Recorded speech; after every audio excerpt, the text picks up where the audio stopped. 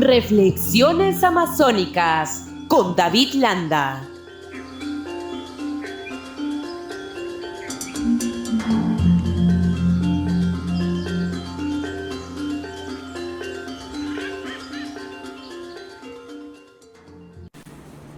Y saludamos a esta hora a David Landa. Él se encuentra en Moyobamba con un paisaje extraordinario, sin lugar a dudas, una envidia sana, pero queremos compartir estos minutos justamente para reflexionar sobre algunos temas de nuestra Amazonía. Qué gusto hablar de David, siempre es un gusto conversar contigo. ¿Cómo te va? Buen día.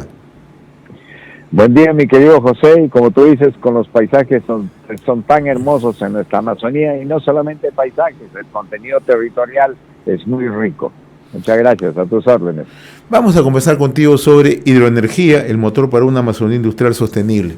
Hablemos, en primer lugar, expliquemos a quienes nos están sintonizando en distintos puntos del territorio nacional, en especial a nuestros hermanos en la Amazonía, ¿qué entendemos por hidroenergía, mi estimado David?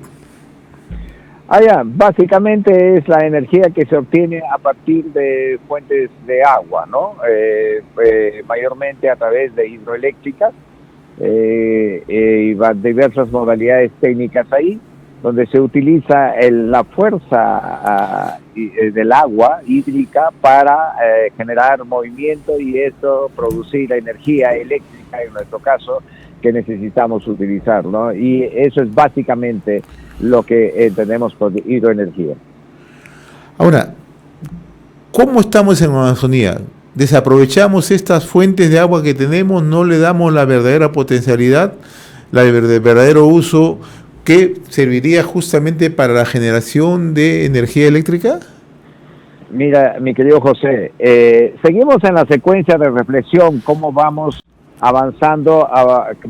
Comenzamos esta saga con el contenido tan importante del territorio amazónico para generar una bioeconomía potente, como aquí teníamos la renta estratégica del país, etcétera, etcétera. Luego hablamos de zonas especiales de desarrollo y necesitamos desarrollar capacidades humanas, y hablamos bastante ahí de la Universidad Tecnológica en el Tomayo y las vinculaciones que teníamos para lograr esta universidad con la Universidad Toribio Rodríguez de Mendoza, que es una universidad extraordinaria que tenemos en la Amazonía, una de las más importantes del Perú.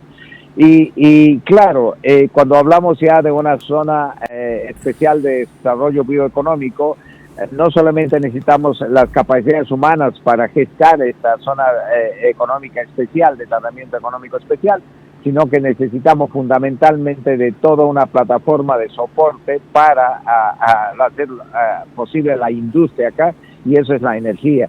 Y ahí concretamente vamos a responder tu pregunta, que esa es la paradoja, ¿no? Mientras la Amazonía tiene un contenido extraordinario de recursos para generar una bioeconomía potente que ahora le importa al mundo, y de cara a la logística extraordinaria que se está construyendo en la costa, por ejemplo con el puerto de Chancay, no avanzamos en generación eléctrica, hidroeléctrica en la Amazonía. Pero la pregunta será, ¿tienen condiciones la Amazonía para tal? Y ahí la respuesta es absolutamente simple, ¿no? El potencial hidroenergético de la Amazonía, el teórico, es de 176.000 megavatios. Imagínate la cantidad de esa. Para tener un ejemplo comparativo, nuestra central emblemática, la central del Mantaro, la Antule de Mayolo, solamente genera 700 megavatios de energía, 700. Y aquí tenemos potencial teórico 176 megavatios. No arañamos absolutamente nada, ¿no? Concentramos el 85% del potencial nacional. En contrapartida con la costa, que solamente su potencialidad es de apenas 1.300 megavatios, 1.400 megavatios, tirando cifras, redondeando para arriba, tiene en la costa, toda la franja costera, el 80% de esta potencialidad que ofrece la costa peruana, las correntías de los ríos que van a la cuenca del Pacífico. El 85% se aprovecha. En la Amazonía, no el 90 y más por ciento no se aprovecha, ¿no? Entonces, ¿cómo vamos a desarrollar la gestión del territorio amazónico si no generamos, o no materializamos esa potencialidad en proyectos hidroenergéticos importantes? Siempre vamos a estar deficitarios, siempre vamos a estar dependiente de la voluntad del mercado de commodities, como hablábamos un momento, nuestro café en grano, nuestro cacao en grano y nuestros otros recursos de acá, nuestro cacao, nuestro camu camu sin procesar, nuestro aguaje, tachainche, azaí, lo que sea, etcétera, ¿no? Sin procesar, tendremos que mandarlo, venderlo siempre como commodities, con un poco valor, un gran peso y poco precio, ¿no? Entonces, y gran costo logístico. Cuando podríamos revertir esta lógica con la aprovechamiento de la hidroenergía potencial que tenemos acá. Ahora, David, ¿es posible transformar la Amazonía en un motor industrial sin sacrificar nuestra biodiversidad? Muchos se preguntarán, las grandes transformaciones que se pueden hacer con la hidroenergía no pueden presentar riesgos en nuestra diversidad. ¿Esto es posible hacerlo? Bueno, mira, en realidad la ventaja estratégica, posicional del Perú y de la Amazonía peruana para obtener energía eléctrica y poder desarrollar la Amazonía, en realidad es cuantiosa, ¿no? Y es amigable con el medio ambiente. Me explico. Si nosotros no desarrollamos fuentes energéticas que nos suplan en las necesidades de industriar nuestros recursos, agregarle valor acá, la destrucción de la Amazonía está más acelerada. ¿Por qué razón? Porque si no agregamos valor, no estiramos la cadena de valor de los productos que nosotros producimos acá, en realidad va a seguir habiendo más presión al bosque, mucho más presión al bosque, porque la gente tiene que vivir de algo. Y de ese algo que viven tiene un bajísimo valor, tiene un gran volumen y no tiene ningún proceso de industrialización, no le agregamos valor mediante la actividad industrial. Dicho lo cual, para ir al otro lado, para todo aquello necesitamos energía, pero claro, la pregunta del millón es la que tú haces. Esa hidroenergía va a ser la misma que logran en Brasil, por ejemplo, con el proyecto maravillosa hidroeléctrica que le para la olla a todo Paraguay y gran parte de Brasil y una pequeña fracción argentina que es Iguazú, con la hidroeléctrica de Itaipú, me parece. Entonces, que ahí hay un gran halagamiento. Cuando uno hace una represa en la Amazonía, se va a halagar, se va a inundar miles de hectáreas, lo cual tiene no solamente el impacto, la destrucción de ese bioma, parte de ese bioma afectado, impactado, sino que tiene además por la descomposición grandes emisiones de gases GI, de gases de efecto invernadero, sobre todo metano. Esa situación tan gravosa ambientalmente, tan desventajosa, no ocurriría en el Perú. ¿Por qué razón? Porque como estamos aquí en la cabecera de la cuenca, tenemos diferencias altitudinales, diferencias de cuota, o sea, tenemos cotas altas y otras bajas, y solamente tenemos que utilizar esa diferencia de nivel, diríamos de altura, para que se entienda más claramente, para generar grandes volúmenes de energía.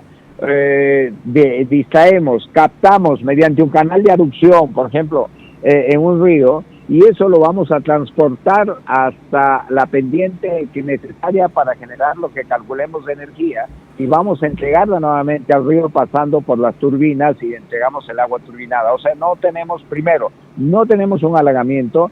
El agua que recogemos de los ríos lo volvemos a devolver a los ríos. Entonces, esta diferencia es muy importante. Por el otro lado, tenemos lo que llamamos los pongos, el pongo de Manseriche, el pongo de Rentema, que tiene unas potencialidades que no se la ha visualizado como proyectos específicos, pero por ejemplo el pongo de Manseriche, me parece, tiene una potencialidad de más o menos 8.000 megavatios, que es donde el río, y ahí has estado mostrando unas imágenes, donde el río va haciendo una garganta, se va angostando, y ahí hay diríamos una potencia hidroenergética impresionante que se disipa al espacio sin el aprovechamiento adecuado a modo de energía eléctrica, ¿no? Entonces, tenemos esas grandes ventajas de hacer un aprovechamiento hidroenergético muy amigable con el medio ambiente, con un casi nulo impacto ambiental, y no se está haciendo, ¿no? Ahora, David, el otro aspecto es ¿cómo aprovechar la experiencia de Paraguay? Tú acabas de mencionar hace un instante la experiencia paraguaya. Además, Paraguay le vende energía a Brasil y es parte del sostenimiento de su economía. O sea, ¿cómo aprovechar esa experiencia y volcarla acá al país? Mira, excelente tu pregunta, porque no hay que descubrir la pólvora, simplemente hay que aprovechar estrategias virtuosas de otros lugares. Voy a referirme al caso específico de San Martín. Y mira, José, cómo es que ahora que estamos en un proceso de ofertas, de proyectos, etcétera, en la campaña electoral nacional, realmente nos sentimos nosotros que como que los candidatos no miran a la Amazonía con la seriedad o el afinamiento de propuestas que nosotros esperamos. Siempre nos hablan de que van a combatir la deforestación, etcétera, pero es interdicción, es mandar a la policía, que además tampoco las mandan, establecer una base del ejército ahí, mandar helicópteros, que tampoco las hacen por cierto, y siempre se queda una oferta. No estamos hablando de ese combate con la depredación y el posicionamiento desordenado, la utilización desastrosa, sin planificación de los recursos, utilizando este otro tipo de estrategias de generar industrias, zonas especiales de desarrollo económico, ¿no? Entonces, cuando tranquilamente acá podríamos utilizar eso. Para contestar a tu pregunta específicamente me voy a referir a San Martín. Mira, José, en San Martín tenemos un consumo de 77 megavatios de energía eléctrica por todo uso en la región. Pero sin embargo tenemos proyectos importantes, unos que están lentamente en ejecución, que es el proyecto de San Martín, el proyecto del Río Biabo, que nos va a entregar más o menos 250 megavatios de energía eléctrica. Si restamos a esos 77, nos vamos a quedar más o menos con un 70% de excedente. Si logramos concretar el proyecto Mayo 1 y el Mayo 2, que son ahí más o menos 700 o 800 megavatios de generación, ya tendríamos 1000 megas. Hoy estaríamos teniendo un excedente de más o menos 930 megas excedente. Vamos a poner 900 megas. Esos 900 megas podríamos estar vendiendo al mercado nacional o a Ecuador, que tiene problemas gravísimos energéticos y lo ha pasado en esta última temporada de sequía, con sus hidroeléctricas que no han tenido el caudal adecuado. Paraguay, el 70% de la energía que genera lo vende, ¿no? Lo vende a Brasil y lo vende a Argentina. Con eso financia su desarrollo, con eso financia salud, educación, industrialización, etcétera. Lo mismo estaríamos haciendo nosotros en San Martín, con ese excedente de 900 megavatios que podríamos tener acá, podríamos estar financiando salud, educación, sobre todo educación, que es la formación de las mentes de nuestra gente. Podríamos aprovechando para generar programas de alimentación en la temprana de nuestra niñez y no perder esos cerebros por una pésima nutrición, etcétera, ¿no? Entonces, fíjate tú, todo lo que podríamos aprovechar siguiendo el ejemplo que tú has mencionado y has puntualizado de Paraguay, ¿no? David, y el otro elemento que corre permanentemente en nuestro país es el ánimo de la conflictividad permanente. ¿Cómo en una posibilidad que se desarrolle en este proyecto en nuestra Amazonía evitar esta conflictividad socioambiental que siempre se genera? Bueno, ahí viene el tema, ¿no? Y este sí es un tema un poco delicado, porque en la Amazonía se han presentado algunos profetas del absurdo, que anuncian catástrofes ambientales por tal o cual aplicación sin ningún basamento técnico. Son simplemente discurseros, son simplemente agitadores. Los tenemos, por ejemplo, en la minería, ¿no? Hay gente acá que han aparecido operadores de por ahí, parece que salieron de un sombrero de chistero de mago, y se oponen, por ejemplo, a la actividad exploratoria minera, que es exploratoria, ¿no? Eso es lo más loco que puede haber, y antitécnico, porque la actividad exploratoria no tiene nulo impacto ambiental. Tú tienes que hacer unas perforaciones del diámetro de una taza de té, de una taza de café, y 100 metros donde vas a instalar la perforadora nada más, y vas a extraer pues todo, vas a hacer toda la prospección edáfica que te va a decir qué contenido minero tienes. Pero hasta eso se oponen con el cuento de que la minería va a contaminar y no dicen mucho o casi nada de la minería ilegal, etcétera. Parece que serían operadores de los tales. Eso es lo más peligroso, porque en el tema hidroenergético también aparecen ese tipo de gente que parece que con eso tratan de extorsionar a las compañías, al parecer, para lograr alguna negociación que le dé algún rédito económico. La típica, estas actitudes ya las conocemos y de eso está lleno el Perú, ¿no? O ideologizadamente para decir que vienen los que van a destruir la Amazonía con las hidroeléctricas y todo, y soliviantan a la gente, a la pobre gente que no maneja conocimientos técnicos y que frena un conflicto social. Yo creo que ahí hay que ser muy claros. Y creo que la comunidad, las instituciones, las entidades, como los que dirigen en las direcciones de energía y minas, los que manejan la gerencia de desarrollo económico y otros más, en este caso colectivos como el nuestro, M500, tienen que tener una actividad pedagógica para ir hablando a la gente, contando a la gente los beneficios de este tipo de actividad, sobre todo por las condiciones territoriales que tenemos y que no van a producir halagamientos, no van a producir inundaciones, no van a generar emisiones de GI, de gases de efecto invernadero, metano específicamente, no van a destruir los ecosistemas, etcétera, etcétera, ¿no? Y que más bien eso va a hacer posible que industrialicemos nuestras actividades, que generemos un aumento del bienestar y elevemos las condiciones de vida de nuestras poblaciones, ¿no? Esas ya es tareas que tenemos que trabajar, pero hay que trabajar todo anticipadamente, hay que trabajarlo de tal manera que no seamos reactivos. Cuando el problema se ha generado, tratamos de explicar, cuando ya han envenenado a la población, como en el caso del tema de la exploración minera que estamos pasando en San Martín también, ¿no? Muy bien, David, yo te agradezco, es un buen tema que sigamos trabajándolo, sigamos proyectándolo, justamente para ver las potencialidades que tiene nuestra Amazonía y cómo podemos aprovecharla, cómo podemos ponerla en valor y, sobre todo, darle un sentido técnico a las cosas y no un sentido ideológico, como muchas personas utilizan esto para evitar justamente que exista un desarrollo sostenible en nuestra Amazonía o en otras latitudes del país. Te agradezco la gentileza, David.